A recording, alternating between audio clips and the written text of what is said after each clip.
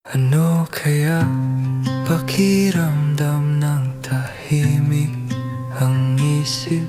Yung gabi ay gabi lang at hindi laban sa sarili. Ano kaya yung buhay na walang tinatagong bagyo? Yung paghinga ay magaan at hindi puno ng takot.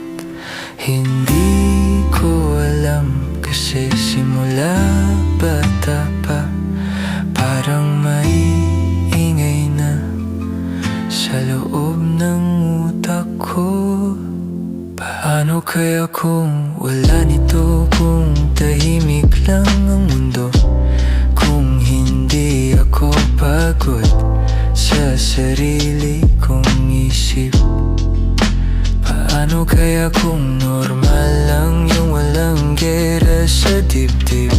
Kasi buong buhay ko hindi ko na-imagine yun.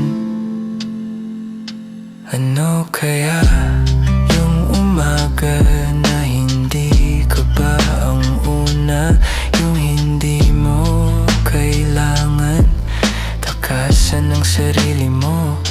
Ano kaya yung mata na walang dalang hiya at mga gabing hindi mo kinakatakutan? Paano kaya kung wala nito? Kung hindi ako laging pagod? Kung hindi ako nawawala sa loob ng sarili ko?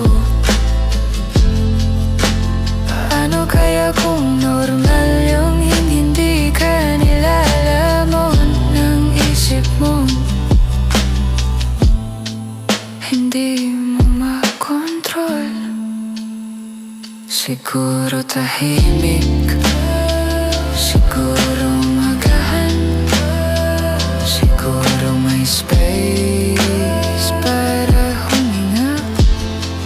Pero kahit hindi ko alam kung paano maging ganon, gusto ko pa ring subukan, matutunang mabuhay doon.